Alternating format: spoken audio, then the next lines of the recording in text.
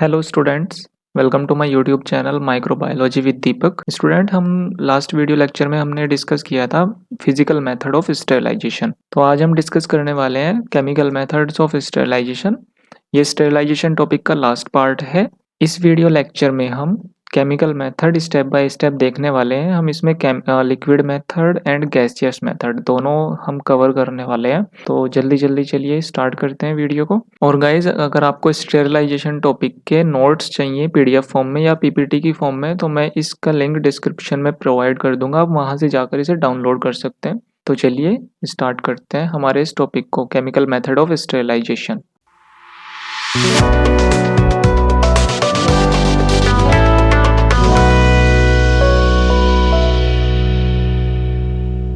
Chemical method of sterilisation. Chemical method में सबसे पहले हमारे पास आ जाता है liquid method. Liquid method basically क्या होता है, इसमें हम लिक्विड स्टेरिलेंट को यूज करते हैं माइक्रोब्स को किल करने के लिए। लिक्विड मेथड ये जो होता है ये गैसियस मेथड से थोड़ा कम इफेक्टिव होता है, क्योंकि इसमें इसे हम लो लेवल ऑफ कंटामिनेशन जहाँ होता है वहाँ पर हम इसे यूज़ करते हैं, और गैसियस मेथड को हम वहाँ यूज़ करते हैं जहाँ हाई लेवल ऑफ कंटामिनेशन होता है। तो हम different kind of chemicals use करते हैं स्टेरलाइज करने के लिए। सो सबसे पहले हमारे पास लिक्विड मेथड में आ जाता है अल्कोहल्स। अल्कोहल का मोड ऑफ एक्शन क्या होता है, अल्कोहल डिहाइड्रेट करता है सेल्स को और ये मेम्ब्रेन को डिसरप्ट करता है, और ये प्रोटीन को भी कोगुलेट करता है। इसके एग्जांपल है हमारे पास ethyl alcohol, isopropyl alcohol and methyl alcohol. So basically ethyl alcohol and isopropyl alcohol हम 70% यूज करते हैं। इथाइल अल्कोहल बहुत ज़्यादा इफेक्टिव होता है। ये एज अ स्प्रिट भी हम यूज़ करते हैं for anti as a antiseptic on skin और एनी अदर सरफेस। मतलब इसे हम किसी भी सरफेस को क्लीन करने के लिए या नॉन पैथोजेनिक बनाने के लिए उसे हम स्प्रिट को यूज़ करते हैं। आइसोप्रोपिल अल्कोहल भी इथेनॉल ही है। It can also be used as disinfectant, मतलब डिसइंफेक्ट करने के लिए किसी सरफेस को हम आइसोप्रोपिल अल्कोहल का भी यूज़ करते हैं। जो हमारे पास थर्मामीटर्स होते हैं उन्हें हम स्टेरलाइज करने के लिए मिथाइल अल्कोहल का यूज़ करते हैं, क्योंकि मिथाइल अल्कोहल फंगल स्पोर्स को भी किल कर देता है, और hence it is useful in disinfecting inoculation hoods. मतलब जो इनोक्यूलेशन हुड होते हैं ये उन्हें भी स्टेरलाइज कर देता है। इसके डिसएडवांटेज क्या क्या है, इसके डिसएडवांटेज है स्किन इरिटेंट होता है, वोलेटाइल होता है, एवापोरेट हो जाता है बहुत जल्दी, और इनफ्लेमेबल होता है, मतलब फायर कैचर होता है, बहुत जल्दी आग पकड़ लेता है। तो अब हम चलते हैं नेक्स्ट स्लाइड पर। नेक्स्ट है हमारे पास एल्डिहाइड्स। एल्डिहाइड का मोड ऑफ एक्शन होता है, ये act through alkylation of amino carboxyl और hydroxyl group and probably damage nucleic acid. ये न्यूक्लिक एसिड को डैमेज करता है और माइक्रो ऑर्गेनिज्म को किल करता है, इंक्लूडिंग स्पोर्स। ये स्पोर को भी किल कर देता है। एग्जाम्पल है इसके फॉर्मल एल्डिहाइड एंड ग्लूटर एल्डिहाइड। तो इसकी एप्लीकेशन चलिए हम देख लेते हैं। 40% फॉर्मेल्डिहाइड, फॉर्मेलिन जिसे हम कहते हैं, is used for surface disinfection and fumigation of rooms, A chamber, operation theatre etcetera. 10% formalin with 0.5% tetraborate, मतलब 10% हम फॉर्मेलिन यूज करते हैं विद 0.5% टेट्राबोरेट के साथ स्टेरिलाइज क्लीन, मतलब मेटल इंस्ट्रूमेंट जो होते हैं उन्हें स्टेरिलाइज करने के लिए हम 10% फॉर्मेलिन और 0.5% टेट्राबोरेट यूज करते हैं। और हम 2% ग्लूटर एल्डिहाइड यूज करते हैं थर्मामीटर्स को स्टेरिलाइज करने के लिए, एनास्थेटिक इक्विपमेंट यूज करने के लिए, मतलब उन्हें स्टेरिलाइज करने के लिए, एटसेट्रा एटसेट्रा। तो नेक्स्ट है हमारे पास इसके डिसएडवांटेज। इसके डिसएडवांटेज क्या होता है, ये वेपर्स आर इरिटेटिंग, ये इरिटेटिंग होता है। Must be neutralised bye ammonia, ammonia से ये न्यूट्रलाइज्ड हो जाता है। और इसकी पुअर पेनिट्रेशन है, poor penetration leaves non volatile होता है ये। और इसका जो ग्लूटर एल्डिहाइड रिक्वायर्स एल्केलाइन पीएच, जो ग्लूटर एल्डिहाइड है वो एल्केलाइन पीएच रिक्वायर करता है। तो चलिए अब हम चलते हैं अपनी नेक्स्ट स्लाइड की तरफ। तो नेक्स्ट स्लाइड में है हमारे पास फिनोलेक्स। फिनोलेक्स का मोड ऑफ एक्शन क्या है, act by disruption of membrane, ये मेम्ब्रेन को डिसरप्शन करता है, प्रेसिपिटेशन ऑफ प्रोटीन करता है, एंड इनएक्टिवेशन ऑफ एंजाइम, ये एंजाइम को इनएक्टिवेट करता है। इसके एग्जांपल है 5% phenol, 1 to 5% cresol and 5% Lysol. चलिए हम इसकी एप्लीकेशन देख लेते हैं। Phenolics are use to prevent infection of surgical wound, ये सर्जिकल वाउंड को प्रिवेंट करने के लिए हम इसका यूज करते हैं, और ये कोल्टार के डेरिवेटिव होते हैं। नेक्स्ट है हमारे पास इसका हम एंटीसेप्टिक एज एंटीसेप्टिक हम इसे यूज़ करते हैं एट लो कंसंट्रेशन और हाई कंसंट्रेशन बोथ। हम इसे दोनों कंसंट्रेशन पर यूज़ करते हैं। They are bactericidal, fungicidal and mycobactericidal. मतलब ये बैक्टीरिसाइडल भी होते हैं, फंजीसाइडल भी होते हैं, माइकोबैक्टीरिसाइडल भी होते हैं, बट ये स्पोर को किल नहीं कर पाता। Chlorhexidine can be used in an isopropanol solution for skin infection. जो क्लोरहेक्सिडीन है उसे हम स्किन इन्फेक्शन में यूज करते हैं as a disinfection. So next है हमारे पास इसकी डिसएडवांटेज, ये टॉक्सिक होता है, कोरोसिव एंड स्किन इरिटेंट होता है। जो क्लोरहेक्सिडीन है वो इनएक्टिवेटेड बाय एनायनिक सोप, वो एनायनिक सोप से इनएक्टिवेट होता है। Chloroxylenol is inactive by hard water, ये हार्ड वाटर में इनएक्टिव हो जाता है। नेक्स्ट है हमारे पास हेलोजेंस। हेलोजन का मोड ऑफ एक्शन क्या होता है? They are oxidising agent and cause damage by oxidation of essential sulphydryl group of enzyme होते हैं, ये उन्हें ऑक्सीडाइज कर देता है, ये ऑक्सीडाइजिंग एजेंट होता है। Chlorine react with water to form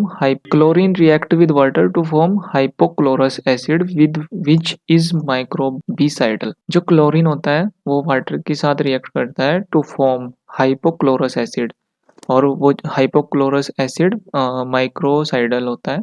तो ये ऐसे वर्क करता है क्लोरीन, मतलब हम पानी को साफ करने के लिए क्लोरीन का यूज करते हैं ना, तो क्लोरीन हाइपोक्लोरस एसिड बनाता है वाटर के साथ रिएक्ट करके, और वो माइक्रोब्स के लिए हार्मफुल होता है। इसके एग्जांपल है chlorine compound, chlorine, bleach, hypochloride and iodine compound etcetera. इसकी एप्लीकेशन चले हम देख लेते हैं। Tincture of iodine, 2% of iodine in 70% alcohol, मतलब जो 2% ऑफ आयोडीन होता है 70% अल्कोहल, उसे हम टिंचर ऑफ आयोडीन बोलते हैं, जो कि एक एंटीसेप्टिक है। Iodine can be combined with neutral carrier to prepare iodophor. जो आयोडीन होता है वो कंबाइन होता है न्यूट्रल कैरियर के साथ टू प्रिपेयर आयोडोफोर को प्रिपेयर करने के लिए। सच एज पोविडोन आयोडीन, मतलब जो पोविडोन आयोडीन होता है वो न्यूट्रल कैरियर से ही बनता है, मतलब आयोडीन अगर न्यूट्रल कैरियर के साथ कंबाइन होगा तो पोविडोन आयोडीन बनता है। नेक्स्ट है हमारे पास इसके disadvantages. They are rapidly inactivated in the presence of organic matter. ये बहुत जल्दी इनएक्टिवेट होते हैं अगर कुछ ऑर्गेनिक मैटर प्रेजेंट है। Iodine is corrosive and staining. Bleaching solution is corrosive and will corrode stainless steel surface. So चलिए अब हम चलते हैं अपनी नेक्स्ट स्लाइड की तरफ। नेक्स्ट है हमारे पास surface active agents. Surface active agents का मोड ऑफ एक्शन होता है, ये दीज कंपाउंड है लॉन्ग चेन ऑफ हाइड्रोकार्बन। इनकी ये जो कंपाउंड है इनकी लॉन्ग चेन होती है हाइड्रोकार्बन की, जो कि फैट सोल्यूबल होते हैं and are charged ion than that of water soluble. So ये मेम्ब्रेन को डिसरप्ट करते हैं and resulting in leakage of cell constituent, मतलब जो सेल का कंस्टिट्यूएंट होता है वो लीक हो जाता है बाहर, तो सेल लाइसिस हो जाती है बैक्टीरिया की। सो इसके एग्जांपल है दीज आर सोप्स और डिटर्जेंट, मतलब जैसे डिटर्जेंट हो गए, हमारे पास सोप्स हो गई, तो इन सब की कंपाउंड, ये जो कंपाउंड है इन सब की लॉन्ग चेन होती है हाइड्रोकार्बन की। सो डिटर्जेंट कैन बी एनायनिक और कैटायनिक। जो डिटर्जेंट होते हैं वो एनायनिक भी हो सकते हैं और कैटायनिक भी हो सकते हैं। एनायनिक डिटर्जेंट क्या होता है? Detergent containing negatively charged long chain hydrocarbon. जो डिटर्जेंट निगेटिवली चार्ज्ड होते हैं और लॉन्ग चेन होते हैं निगेटिवली चार्ज्ड हाइड्रोकार्बन की, वो एनायनिक डिटर्जेंट होते हैं। जो ये मतलब निगेटिवली चार्ज्ड डिटर्जेंट में आता है mostly soaps and bile salt. If the fat soluble part of is made to have a positive charge by containing with a quaternary nitrogen atom, it is called cationic detergent। तो ये cationic detergent होते हैं अगर fat soluble part is made to have a positive charge, अगर positive charge है तो वो cationic detergent होंगे। cationic detergent are known as quaternary ammonium compound. जो cationic detergent होते हैं वो क्वाटरनरी अमोनियम कंपाउंड भी होते हैं और क्वेट भी हम उन्हें बोलते हैं। सो नेक्स्ट है हमारे पास इसकी application. They are active against vegetative cell, मतलब ये वेजिटेटिव सेल्स को किल नहीं करते। माइकोबैक्टीरिया एंड एनवलप्ड वायरस, मतलब जो वेजिटेटिव सेल हो गई, माइकोबैक्टीरिया हो गई और एनवलप्ड वायरस हो गई, ये उन्हें किल नहीं करते। They are widely used as disinfectant at dilution of 1 to 2% for domestic use and in hospital. तो ये वाइडली यूज होते हैं एज अ डिसइंफेक्टेंट, जैसे हम कपड़े धोते हैं इनमें, तो उनमें जो माइक्रोब्स होते हैं तो वो किल ये कर देता है, बट जो एनवेलप्ड वायरस हो गया या माइकोबैक्टीरिया हो गया, वेजिटेटिव सेल हो गई, ये उन्हें किल नहीं करते। सो इसके डिसएडवांटेजेस हैं, there activity is reduced by hard water.